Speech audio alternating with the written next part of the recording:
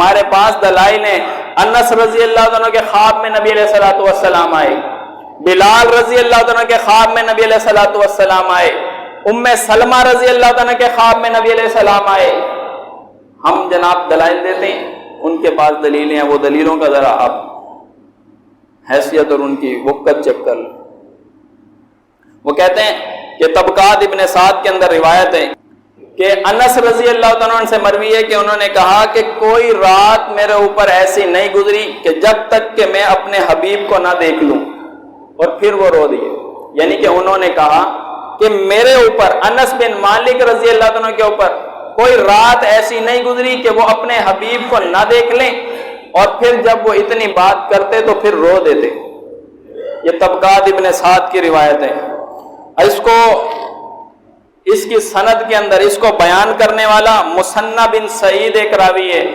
علماء کہتے ہیں، محدثین کہتے ہیں، اس کے اندر محدثین کے اقوال میں جرح کی کتابوں کے اندر یہ بات درج ہے کہ مثنى بن سعید اس نے انس رضی اللہ عنہ کو دیکھا ہے، اس کا سماع انس رضی اللہ عنہ سے نہیں ہے۔ یہ مثنى بن سعید کہتا ہے قال سمعت انس بن مالک، میں نے سنا انس ابن مالک سے۔ محدثین کہتے ہیں اس کا تو سماع ہی نہیں ہے انس ابن مالک سے، اس نے کیسے سنا ان سے؟ جس شخص کا سماع نہ ہو اور پھر وہ یہ کہے میں نے سنا، تو وہ حدیث کیسے قبول کی جا سکتی؟ یہ علت ہے اس کے اندر بہت بڑی۔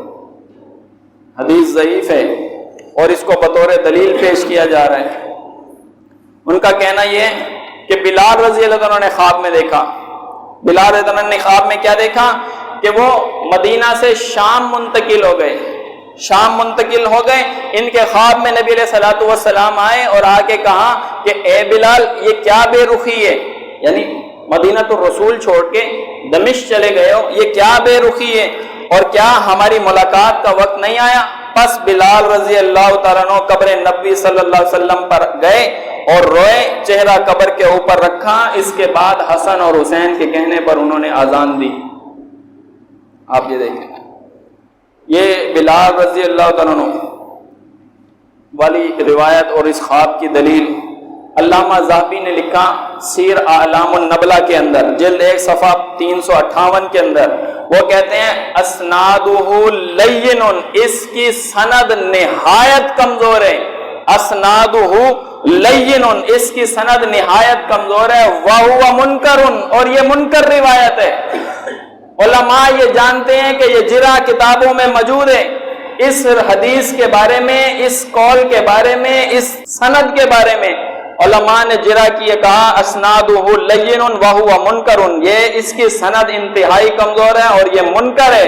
اور اس کی سند کا ایک شخص ابراہیم بن محمد بن سلمان بن بلال، یہ کون شخص ہے؟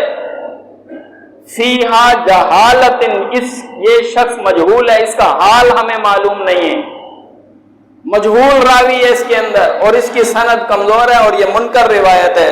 علامہ ذہبی تاریخ کتاب سیر اعلام النبلہ جلد 1 صفحہ 358 میں انہوں نے بولا۔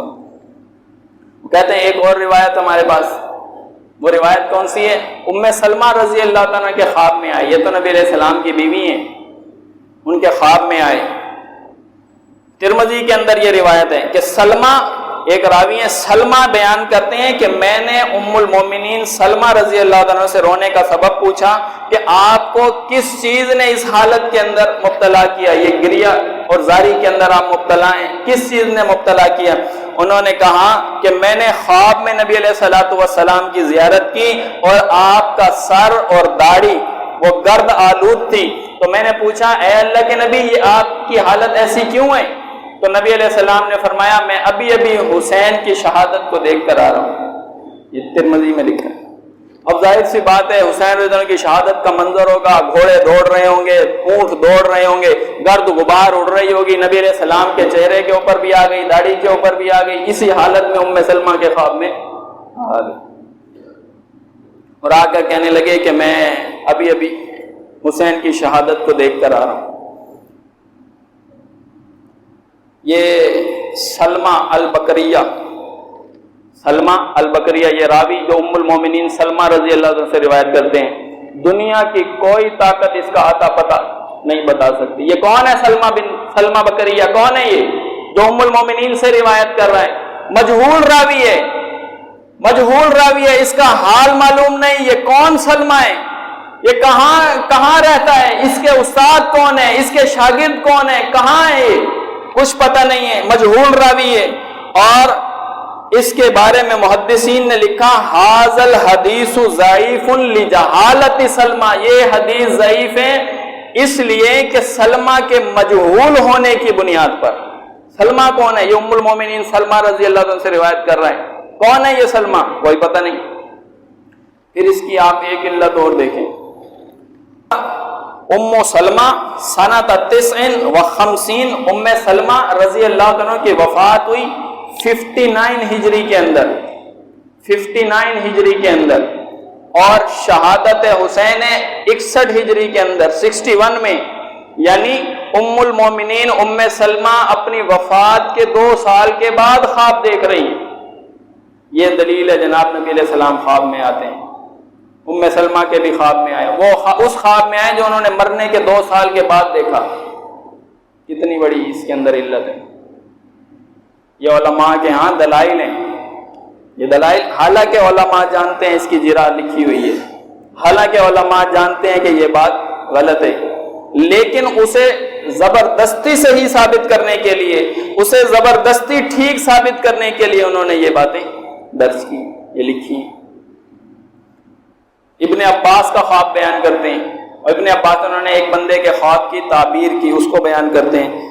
کہتے ہیں امام حاکم نے روایت کیا، ایک شخص نے عبداللہ بن عباس رضی اللہ عنہ سے کہا میں نے حسن بن علی کی شکل کے ایک شخص کو خواب میں دیکھا، میں نے حسن بن علی رضی اللہ عنہ کی شخص کی شکل کے اندر ایک شخص کو خواب میں دیکھا۔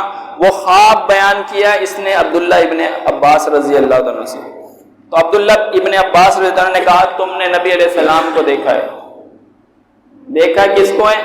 حسن بن علی کو۔ اور پھر حلیہ بتا کے اور ان کے بارے میں جو جیسی وضاحت انہوں نے دیکھی انہوں نے بیان کیا، یہ تم نے نبی علیہ السلام کو دیکھا ہے۔ محدثین اس کے بارے میں کہتے ہیں اس کی سند کیا ہے؟ اسنادہ جید، اس کی سند جید، بڑی کمزور سند ہے۔ اور اس کے اندر ایک راوی ہے عبد الواحد بن زیاد، عبد الواحد بن زیاد، تہذیب التہذیب جلد 6 کے اندر، یہ مضبوط راوی نہیں ہے، یہ کبھی نہیں ہے، یہ جرح لکھی ہوئی ہے، اور اس کو جید، کمزور، اس کو اس قابل نہیں بنایا گیا، اور اس کی یہ حیثیت نہیں بتائی گئی کہ اس سے عقائد اخذ کیے جا سکیں، اس سے کوئی نظریہ بنایا جا سکے، اس کو بطور دلیل بنا کر کسی چیز کے اوپر پیش کیا جا سکے، ایسی سند یہ نہیں ہے، حالانکہ علماء جانتے ہیں۔